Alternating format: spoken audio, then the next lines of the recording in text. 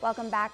February is Black History Month, and President Ronald Reagan said it is a time to make all Americans aware of their struggle for freedom and equal opportunity, as well as celebrate the many achievements of African Americans.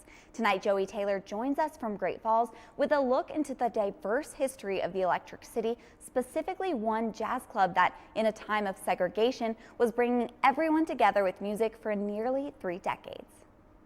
Picture this, the swirls of tobacco smoke filling the air, the saxophone wailing, and the gin flowing.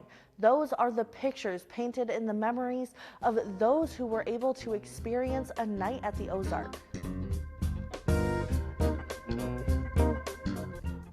This was good. This was a special place. 7 years after Prohibition ended in the Treasure State, Leo Lamar opened up the Ozark Club that became the star of Montana nightlife from 1933 to 1962.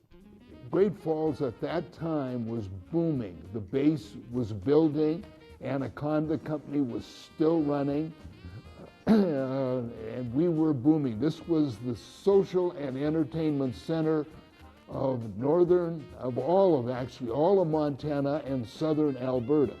World War II brought black and white soldiers into town, but they aren't the only ones.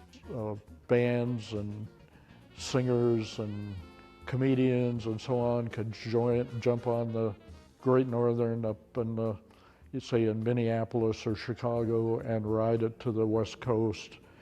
Well, they'd stop at Great Falls, Montana. They'd have a short-term week or 2 week at the Ozark Club, and that brought people like the young Red Fox, and it was just one band after another. One night, Lionel Hampton and his big band, Miss Wiggles, this dynamite exotic dancer that was the single most popular act that they ever had at the Ozark Club.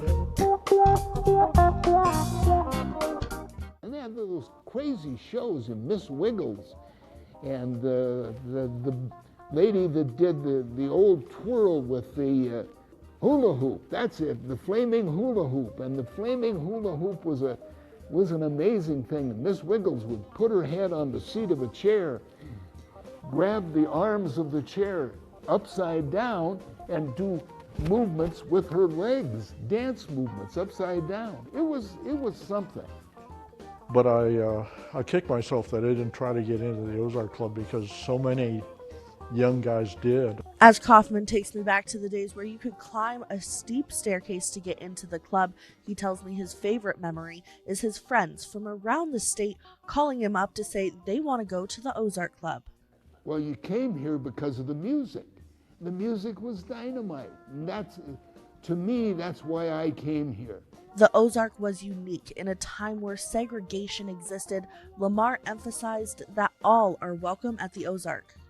The Ozark Club was important because in a very unsuspecting place, out on the plains in, central Montana, here's this club breaking international racial barriers during pre-civil rights moments where black and white and all creeds and colors and religions mixed and enjoyed music. They had this one common theme, one common heartbeat, which truly was American jazz. It was a place for everybody. That's the way he wanted it. He wanted to merge society. The Ozark Club burned down in 1962, just 3 weeks after Lamar suffered a heart attack. And while it's not confirmed, some think the fire wasn't an accident. While the club may no longer be standing, the memory lives on here at the History Museum. In Great Falls, I'm Joey Taylor, Montana Right Now. All right, thanks, Joey.